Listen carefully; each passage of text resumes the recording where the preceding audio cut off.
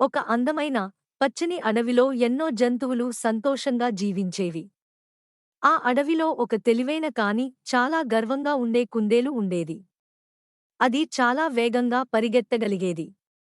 తన వేగంపై ఎంతో గర్వపడుతూ, ప్రతిరోజూ ఇతర జంతువుల ముందు తన ప్రతిభను చూపిస్తూ ఉండేది. ఈ అడవిలో నన్ను మించిన వేగం ఎవరికీ లేదు. నన్నెవ్వరూ ఓడించలేరు అని కుందేలు గర్వంగా చెప్పేది. జింకలు, కోతులు, పక్షులు, ఆల్ యానిమల్స్ దాని మాటలు విని ఆశ్చర్యపోతూ ఉండేవి. కాని కొందరు జంతువులు మాత్రం దాని గర్వాన్ని చూసి ఇష్టపడేవి కాదు. ఒకరోజు ఆ అడవిలో నెమ్మదిగా నడిచే ఒక తాబేలు ఆ మార్గంలో వస్తోంది. అది చాలా శాంతంగా, తన పనిలో తనకు తానుగా ముందుకు సాగుతుండేది. కుందేలు దానిని చూసి నవ్వి, అయ్యో! నువ్వు ఇంత నెమ్మదిగా నడుస్తావా? ఇలా నడిస్తే ఎప్పుడైనా గమ్యానికి చేరతావా? అని ఎగతాళి చేసింది.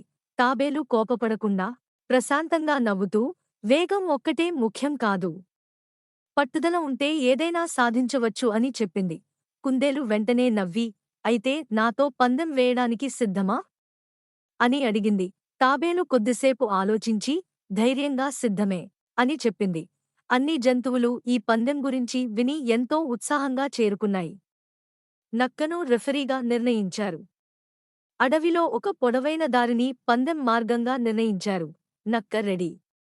స్టార్ట్ అని అరవగానే కుందేలు గాలి వేగంతో పరుగెత్తింది.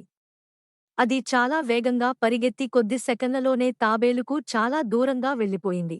తాబేలు మాత్రం ఎలాంటి ఆతురత లేకుండా, నెమ్మదిగా కాని ఆగకుండా ముందుకు సాగింది. అది ప్రతి అడుగునూ ధైర్యంగా వేసుకుంటూ సాగుతూనే ఉంది. కొంత దూరం వెళ్ళిన తర్వాత కుందేలు వెనక్కి తిరిగి చూసింది. తాబేలు చాలా వెనుక ఉందని చూసి, ఇది ఎప్పటికీ నన్ను చేరుకోదు. నేను కొంచెం విశ్రాంతి తీసుకున్నా సరే గెలుస్తాను అని అనుకుంది. అది ఒక పెద్ద చెట్టు నీడలో పడుకుని విశ్రాంతి తీసుకుంటూ చివరికి నిద్రలోకి జారుకుంది. ఇదే సమయంలో తాబేలు మాత్రం ఆగకుండా తన ప్రయాణాన్ని కొనసాగించింది. అది అలసటను పట్టించుకోకుండా, ఒక్క అడుగు కూడా ఆపకుండా ముందుకు సాగింది. తాబేలు నిద్రలో ఉన్న కుందేలును నెమ్మదిగా దాటి వెళ్ళింది. ఆ దృశ్యాన్ని చూసిన ఇతర జంతువులు ఆశ్చర్యపోయాయి. ఇది గెలవొచ్చు అని అందరూ ఉత్సాహంగా అనుకున్నారు. సమయం గడుస్తుండగా తాబేలు గమ్యానికి దగ్గరపడింది. అన్ని జంతువులు చప్పట్లు కొడుతూ దాన్ని ప్రోత్సహించాయి. ఇంతలో కుందేలు నిద్రలేచి చుట్టూ చూసింది. తాబేలు కనిపించలేదు. అది భయంతో పరుగెత్తింది.